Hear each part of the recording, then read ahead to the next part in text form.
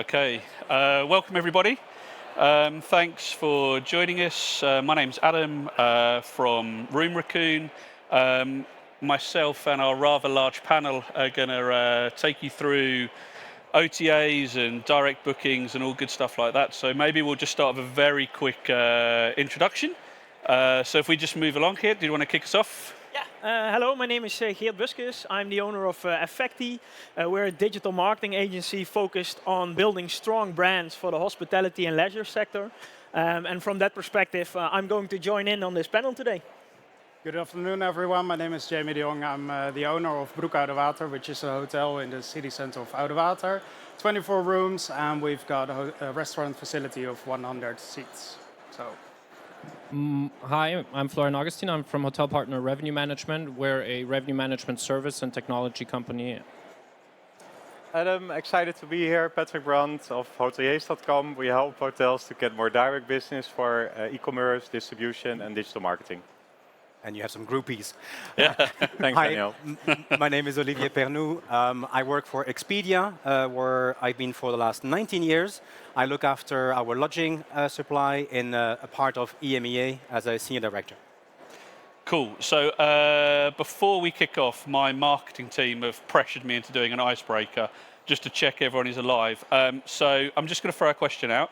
Who can tell me how many beds there are available in hotels in Amsterdam? Anyone want to have a wild guess? Just shout some answers, please. How much? 60,000. Okay. Anyone else? 120, 90. Okay. Anyone else? 76. Okay. I think there's actually just shy of 40,000. But I'm going to throw this to you, hopefully. Well, there we go, magic. If you want to take that to our stand afterwards, you can redeem that for some very nice vouchers with some of our hotel partners. So thanks. Anyway, that's done for marketing. Let's move on with the proper stuff. Maybe we just kick off with. I think we were here last year. For those of you that joined, just after sort of COVID had sort of died down, which was a terribly fun time for everybody. And I think we were looking at sort of trends, and we were hearing things like revenge travel and digital nomads of everyone working from home and bleisure travel and all of these things. Maybe just to kick off to the panel, and maybe Olivier, start with you. What do you see as the kind of trends in terms of bookings moving ahead? What's Expedia looking at and seeing and planning for? Well, first of all, I think we are seeing it all in our businesses, in your properties, is that travel is back. It's massively back. Clearly, people are compensating for and are making up for a lot of the lost time. We're seeing it in our numbers. But most importantly, beyond just that, it's also about patterns that you start seeing. And we do a couple of times per year, we do a survey with over 15,000 respondents with a global audience. And what comes out of that survey is we analyze travel sentiment. And it's a very important element for us to define our strategy and to get insights. And what we see from that is that 46% of the respondents are saying that travel is more important today than it was before the pandemic. So first trend is that travel is there to stay. People want to travel, and it's becoming even more important than it was before. Secondly, we have a third of the respondents that say they're going to spend at least the same amount of money towards travel in the next 12 months. And 45% of respondents that say they're going to spend more money and allocate more budget towards their travel in the future. So that is something very important to take into account, and we see that it's growing both on international travel. The big cities are back, whereas during pandemic it was a lot of domestic and nearby, countryside, hyper clean and safe. Now people are back to exhibitions, to museums, concerts, big destinations. We see it in our top destinations. You have Edinburgh, you have Tokyo, you have large international cities. And also business travel. 2 years ago, only 13% of business travelers were saying that they would take a business trip in the next 12 months. And that amount has doubled. Today it's 35% of respondents, business travelers, that are saying that they are going to take a business trip. So that is really from first trend, really from a numbers perspective, something important. And lastly, is about some trends in how people behave versus travel. And you see the rise of flexcations and bleisure is really there to stay. 77% of our respondents are saying that they plan to extend the business trip with some personal time. And an additional 15% of travelers are saying that they're going to take a flexcation trip this year, meaning they're going to work elsewhere than normal and book travel for that. So I think very encouraging for us in this industry. Cool. Jamie, you made the somewhat crazy decision to open a hotel in the middle of COVID. Correct. Yeah. I mean, is that sort of consistent with what you're seeing? How does that play out? You're an independent hotelier, right? How does that play out with your experiences so far? Well, to be honest, our experience is not all year around the same way. Because of COVID, we could not have a full year that we could experience what kind of guests do we get in our hotel. So the first year we started, we were a couple of months we were closed, and then again. And now this year is the first year that we can experience when people are traveling to our hotel. But what we can see, for example, is that my occupancy in April is like sky high, but the first 2 months and 3 months are actually very low. We see that a lot of people are staying more than one night. So in our hotel, they will stay 1.6 days, more or less. And we see that people are spending more money to stay in the hotel, but also spend a lot of money on the restaurant, but also in the city that they are in. Yeah. Okay. Yeah, I mean, I think that's what we see as a trend. Definitely, occupancy is much higher. I think a lot of us working with or being independent hotels, occupancy isn't necessarily the challenge, right? We've only got a finite amount of rooms. We're selling 20, 30, 40, 50 bedrooms. We can fill them. I think a lot of it's about filling them for the right price, for the right duration.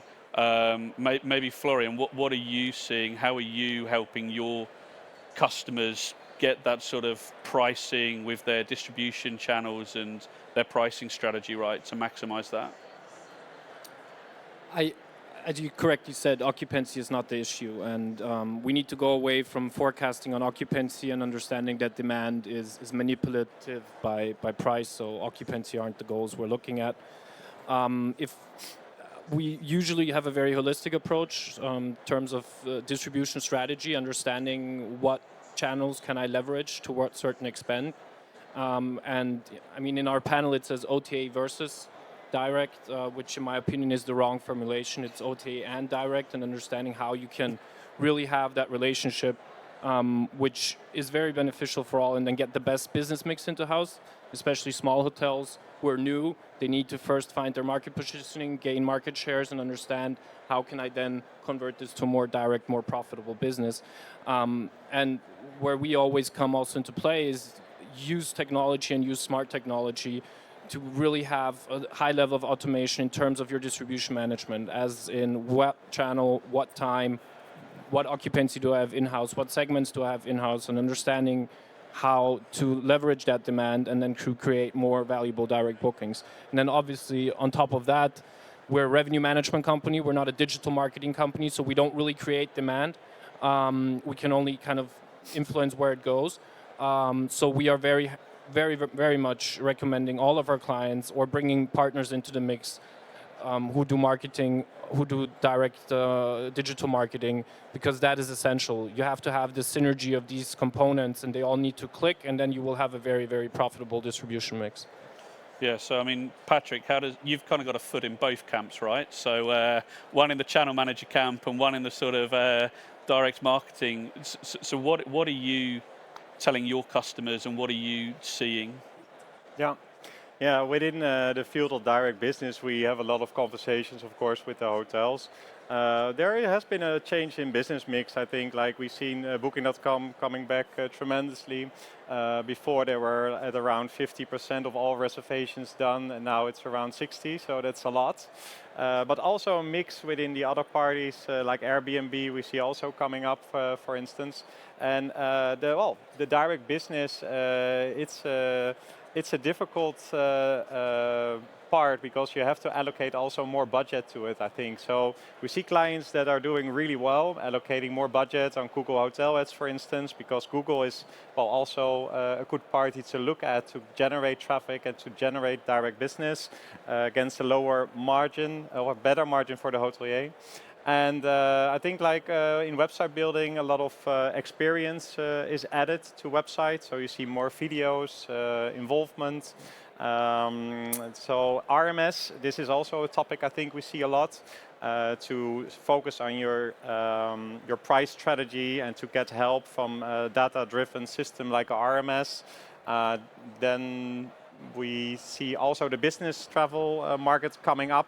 We do GDS, for instance, as well, and also these numbers are really up from the third, fourth quarter of last year. So yeah, these are a couple of trends we see. Yeah, and I think Florian's right. This should have been direct bookings and OTAs. We're not up here to give Olivier a kicking. I think it's about how they coexist, right? I think most of us in the independent sector, unless perhaps we've got a truly exceptional brand, we're going to have a distribution mix, right? We're going to work alongside various distribution partners, Expedia and various others. And I think obviously we want to try and maximize those direct booking opportunities where we can. But I think it's like Patrick says, that there's a cost to that. It's a fallacy to think that direct bookings are free of charge, right? You can't, they're not just magically going to appear. So how do we make them appear? How do we build that kind of personal brand and elevate our direct position as an independent hotelier with maybe not quite the marketing budgets of an Expedia or a Booking.com or an Airbnb? Yeah, I think what we see, first of all, maybe let's start with a small trend that I'm seeing, which also relates to what I'm going to tell. Like what I see is a little bit of a shift from finding the right guests to finding also the staff to help the right guests. And I think both of them can be helped with a strong brand. People, but also guests, like to work or like to visit a hotel that stands for something. And I was talking with Jamie before this meeting, and he said, like, we don't really have a staff problem. And then I asked, what's your secret? And then he said, well, we're working with, we have a social cause. So in our concept, we integrate a social cause, and we're working with people with a distance to the working environment. And that helps us tremendously with finding the right people. And I think this is also the answer for not exactly only this solution, but having a strong concept, having making decisions, making actually choices on what you want to do and what guests you want, what employees you want, making a strong team and creating a concept, a brand that actually attracts the right employees, but also the right people. That's one of the things that helps tremendously with getting a lot of direct bookings. And also when you have a lot of loyal guests that actually come to your hotel for your hotel and not only for the location or something else, makes return visits way easier. And return visits, they are not free, but they are cheaper than getting people to come to your hotel with spending a lot of ad budget. So one of the key factors is knowing who your customers, your guests are, knowing what your concept is and how you can fit it with the right type of guests, and actually invest in building a relationship with these people. And I think it's a win-win situation, because if you copy that to your employees, then you actually also have more loyal staff and people that are actually wanting to stay longer, feel more integrated with your hotel and are happier to work there. So that's the start.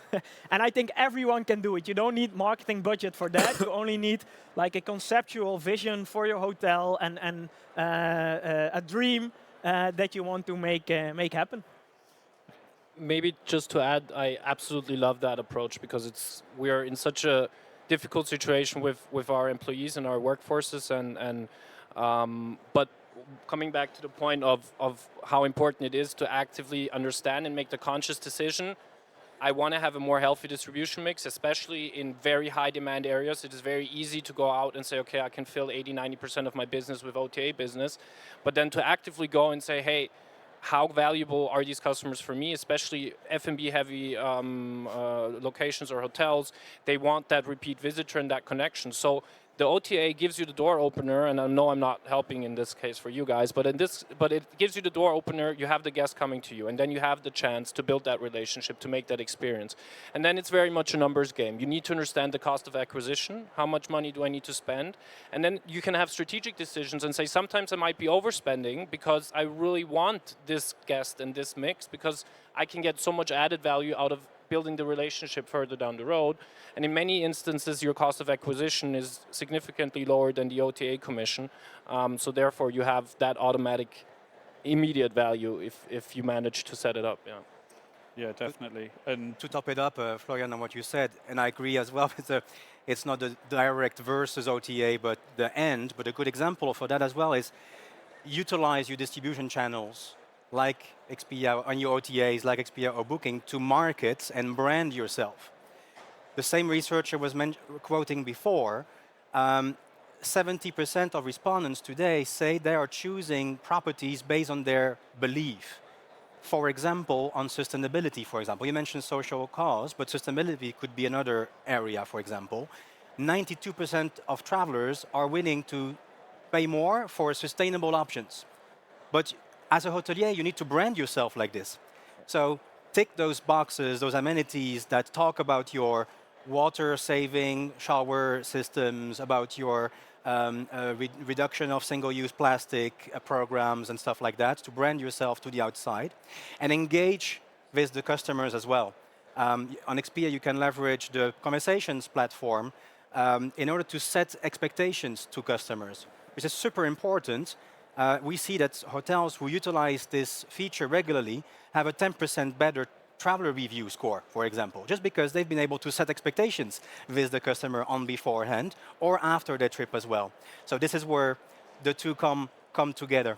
yeah, and I think they really go hand in hand because we know a lot of direct business actually originates via OTA search anyway. You know, the OTA platforms provide, they've got huge marketing reach. A lot of people may start that journey on Expedia. Now, obviously, Olivier, you hope they check out and complete it there. But we know, they will go and often use Expedia, Booking, any of the big guys as an aggregation search. The great thing about those channels is they standardize a lot of that data, but then they may go and seek out their direct website to find out more about that expectation setting and looking in more detail and taking that on. So maybe we talked about, defining concepts, social causes, knowing what your identity is, who your guest is, what matters to them. What would you be advising them to do next, Patrick? So they have a clear identity, like this is my segment. These are the type of guests I want to attract. How do they maybe maximize that and get that out there? Oh, last week I was in Berlin at the ITB, like many of us, and going to a Google conference. And I think looking at Google, for instance, because a lot of traffic is generated through Google, of course, it's very important to optimize, for instance, the business profiles. Google is adding filters, every now and then. And this sustainability filters, of course, also a very important one that is added. So make sure that you are present within all these filters and all these boxes your guests are making these selections on. And I think this is also for the OTA an important one, making a selection that your hotel profile pops up. But also in Google with their products, it's important. And then it needs to be relevant as well at the website as well. That if you're in this sustainability filter, make a page on the website that you're actually found on this with relevant pictures to it, with relevant reviews to it, so that you can actually show the round circle in this guest experience. Yeah, I think you can build that SEO strategy as well, right? Get the right correct. backlinks, have the right pages. I think the Google business listing is really important. Every hotel needs to have that. I also think Google Hotels is a pretty powerful, still a relatively new channel. I just think it's super important to be above the fold. I know there's opportunities where it may look attractive to list for free on Google, but if you're below the fold, I'd rather pay for it and get seen. You're still going to be paying a lower rate. Also, sorry, one more Yeah. thing about it, because I think like the majority of the traffic from Google is free of charge. Yep. So be aware of that. And I think the free listing of the booking engine, which is recently added, well, recently we're already 2 years ahead, but for some hotels they're just starting with this, and it's very important to have this mix in it and to have this data, in front of you that you can make business decisions. Yeah. Allow budget. Maybe I can add something to that as well. What we are seeing is that there's always friction between the guest that's looking for a solution and the hotelier that has the solution. And what we say is, like, whatever channel you're using, whether it's an OTA or it's Google, try to do some things that lowers the friction. So one example is uploading the right photos. You can do that on Expedia, but you can also do it on the Google business page. But also when you're ranking in Google, make sure that the snippet you're seeing, so the result where your hotel is being presented, that you actually lower the friction, so you actually explain what sets your hotel apart, and then you will lower the friction and people will click easier. So once you change your perspective from being found to lowering the friction with the right audience and making sure that it's easier to find the right solution, then you will actually see like a multiplier effect. You are ranking higher. You're getting the right clicks from the right people, the people that like your hotel, that like your solution. So you will see less ad spend, more returning visitors, and this is, I think, something that a lot of people lose out of sight when they are purely focusing on getting clicks and visits. Yeah. Well, I think the best thing to do as well, because in our approach we thought, you know what, we need to build our reputation online. So we looked at all the different OTAs that we can approach, but also on Google. Just make sure to have your reputation as clear as possible, but also tell the story about what your hotel or what you're doing as a business. And then when you're selecting your OTAs, I think we all can agree that we have a love-hate relationship with OTAs. We don't always like them because we need to pay the commission, of course, but on the other hand, we desperately need them sometimes because they can fill up your hotel. And even though in our case, I believe that 40% comes from OTA and 60% in our hotel comes from direct bookings, it is so nice to have that 40 additional percent to get all these guests into our hotel. And it's also about when they fill the rooms, right? I think it's pretty easy for us to fill some of our rooms on a Saturday night in August, but filling those rooms on a Tuesday night in November can be a little bit more difficult. And I think it's working together and pricing strategies and whatever else and pushing that at the right time. So I think we talked a bit about knowing maybe who your customer is, what your identity is. We talked a bit about sort of the occupancies looking pretty strong, travel's coming back. I think one of the trends we definitely see at RoomRaccoon is the average cost of stay increasing. Hoteliers are super focused on how can I grow TrevPAR. Like, I know I can fill these rooms, but how can I maximize the value of that stay? I mean, Jamie, I'm assuming you've got 24 rooms, right? And 100 covers in the restaurant. You are going to hope you're going to much prefer those guys that stay in your rooms to eat in your restaurant, right? Definitely. And so how do we? What things are we maybe doing or seeing? Whether that's maybe pricing strategy from a revenue management perspective or packages. What are we doing to try and increase that stay value? Well, to be honest, we are very lucky that we are the only hotel in Oudewater, so we have a kind of monopoly situation. But then when we look at other competitors in our area, they don't have the right mixture compared to what we have. So I feel that we are very lucky as well. That we get the right guests that are spending their time, but also their money in our hotel.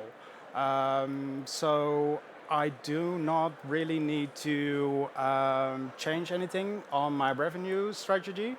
Actually, we increased all the prices because of all the costs that are, of course, increasing. But on the other hand, we just try to make more money as well on the room. Yeah. Good. Yeah.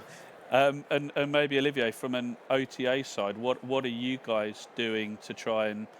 I guess we're all fighting the same fight, right? We'd prefer a higher transaction value than a lower one. Again, back to the direct end OTA, it starts with capturing incremental business. If the business you get from your OTAs is about fishing from the same river that you can do as a hotelier directly yourself, then I'll be the first one to say, absolutely no point, stay out of it. If you work with an OTA on a strategy that helps you capture business that you would not have gotten otherwise, then you can call it RevPAR, TrevPAR, occupancy, whatever. It's going to be incremental revenue to your property. That's number one. Number two is about really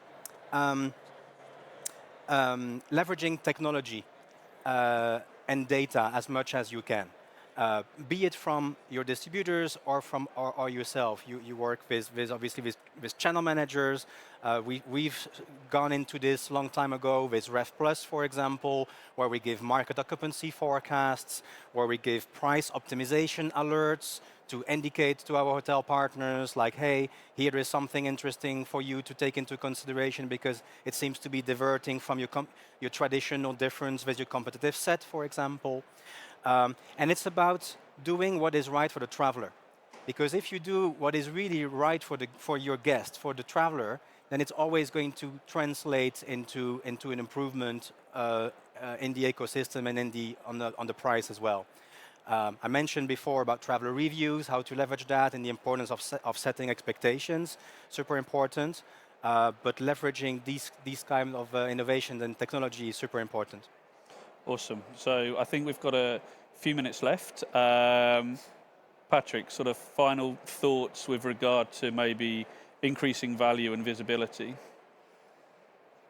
Well, I was thinking about the customer journey and all the touch points you have as a hotelier. I think like it's also good to analyze yourself. Of course, we are more focusing on the online process with the website, the booking software, and then all the tools that pop up to get a higher conversion, for instance. But then the guest, it lands on a confirmation page. Do you work with upsell tools, for instance, which are integrated with your PMS system? So like this touch points during the customer journey is very important, and also during the stay of the guest. And there are tools, like there are a couple of tools you can, also on this show, walk around and engage with suppliers to see what they can do for you in communication with your guests throughout the whole customer journey. Yeah, I think it's a great point. We introduced an online check-in and upsell tool into our PMS at the beginning of COVID. Part of that kind of contactless checkout process is probably one of the most significant things we've ever done to drive additional revenue. It's just the psychology of sales, right? These people come and book, and they're like, we present those add-on options to them, but maybe not then at the right time. But particularly if they've booked the non-refundable rate, getting served that information again a week, a few days before they check in, and going, hey, actually, this is bought and paid for. The idea of upgrading to a new room type, or putting whatever it is, some little perk, we just see the take up absolutely skyrocket, and the return on investment is absolutely insane. So yeah, definitely. Especially if you manage to make it very clear, like what the differences are. And we've invested a lot last year in technology to make that happen in a much better way. We call it smart shopping, which, look, if you search for a flight, often you are tempted to go for the cheapest option, but you have not necessarily seen what were the cancellation policies, what luggages you can take or not, if you can choose your seat or not. And while putting all those options and making like-for-like comparisons, speaking about upselling, right, that's what we were talking about, then you make it much more compelling for the traveler to go for a more expensive price because, I actually want that one check-in luggage or that seat selection. Yeah, no, definitely. Florian, final. I think you just said it. It's sales. It's having a commercial mindset. And if you just take out the emotional hotelier part, and you said something which I don't agree with you need to know your segmentation, your guest mix beforehand, and then try to target that. I strongly disagree, because I think that the market kind of decides what guest mix you will get. Obviously, if you have a very unique product, you have different kind of leverage, but at the end of the day, it can easily happen, and I've seen it multiple times, that hoteliers are saying, well, this is my rate, this is the value that I perceive of my product, but then the market has a completely different opinion. And then if you're not really commercially minded, then you are going to lose money, and 2-3 months of not reaching your targets is, for many hotels, a not very smart approach. 2 more small tips for the online part. Get your basics straight in terms of how the homepage converts and how the customer experience is on the homepage. That's why the OTAs are so successful, because they make it super simple to make a booking, but they can also make it very indulging if you want to indulge and find out a lot of stuff. Bid on your own brand. Just spend 200 euros per month, because that is the easiest quick win you'll get. Because if everybody would be doing that, the OTAs would have a lot more difficulty in gaining market shares. And then, as I said, have that touch point strategy. That's how we do sales on our company, how we generate leads, is generating touch points with potential clients. If, as a hotelier, I generate touch points during the whole customer lifetime, before and after, the chance of him coming back or recommending me goes up significantly. Yep. Okay, here, final thoughts? Yeah, so I think we shouldn't underestimate the multiplier effect. And what I mean with the multiplier effect is knowing who your customers or your guests are, and then actually creating a really strong brand for them, and actually creating scarcity that will help getting, for example, dynamic pricing to work. It will get more loyal guests that are actually returning more easy, getting a lower cost per acquisition. Getting better reviews, and better reviews help getting a higher conversion rate on your own website. So I think one of the things we underestimate with digital marketing is that they are all combined. They are all working together. And if you put them all in the right direction, and you are really focused on creating like a good flow inside of your own marketing, then you will see the multiplier effect happening. You will see guests returning more often. There's more scarcity. You can ask more for your rooms.